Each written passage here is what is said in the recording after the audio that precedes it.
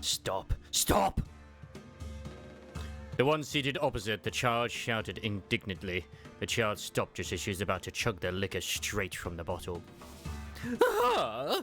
Wherefore hast thou shouted so? We are no mere peasants, Don Quixote. We do not drink straight from a bottle. No! The other child, furious and frustrated, sighed deeply and shut her eyes with exasperation. There were members of the Blade lineage on the run, but as soon as they clear their names, as soon as they can return to S-Corp, they will be taking jobs as personal guards of the high-ranking officials. And that meant that they would have to know high society etiquette by heart in case they had to join them for a meal. The other child's head began to fill with all kinds of terrible faux pas, shenanigans that this child will put herself into. One must drink from a cup, not the bottle. That is the proper drinking etiquette. Once the cup is empty, and only when it is empty, do you refill it for another drink. Yet, wherefore? The child looks back with a genuinely puzzled expression. It is more work for the same amount of alcohol, is it not? To drink from such a petite bowl. It is to prevent one from getting completely intoxicated while maintaining Oh my! Whatever the other child said, it didn't register in this one. The child began chugging straight from the bottle. Perhaps it was the unexpected flavor. Perhaps it was the piercing aroma. Or maybe it was just that strong of a liquor. She immediately expelled the entirety of the bottle's contents like a fountain spray. It need not be said that the lecturing child was completely showered in whatever burst forth from the child's mouth. 'Twas not mine intention to... Oh, the flavor was simply too different from what I'd... It is made of rice, is it not? I had thought with quite the confidence that its flavors would be no different from that of a Sikhe or a Gamju.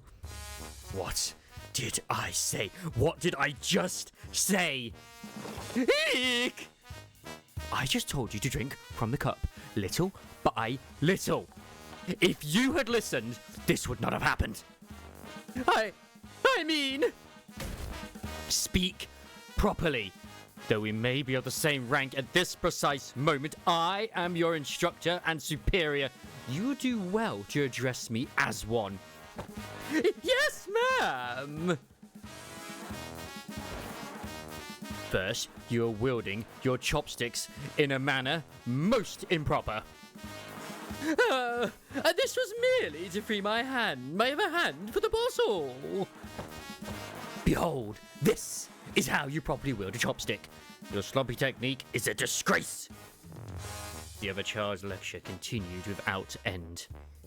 At this point, it was starting to sound like she was just unloading all of her frustrations on the child for the sake of unloading them, but it was the child's fault. No? Actions do have consequences. And I will leave it at that. Have you completed your reconnaissance? I have been waiting many days to hear your reports. I have discovered in my journeys about 5 different respectable locations in the back streets. That is good news indeed. Yet I must also inquire you about Kurokami clans. Worry not thy heart. I have spied on the Kurokami clan curs as they dined. It is in 2 days. The liquor in the other child's cup rippled as her hand twitched ever so slightly. Indeed, a match catches fire when struck. Yet we must survive, persist, and one day we will find ourselves an opportunity. That is what our mentor has told us. You have done well, Don Quixote, venturing so deep into enemy territory. A handful of them did notice my trail, but they have all been taken care of. The child held up her blade and spoke casually.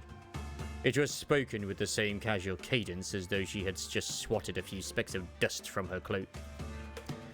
Though they may not have started out as members of a syndicate wandering the back streets, the reason the members of Blade Lineage have no hesitation in cutting people down is that they have all each other. Is that they have all been slayers for a long time. Blade Lineage or not. Yet there is a difference. That the blade they use to wield in service of others is now for no one else but their own.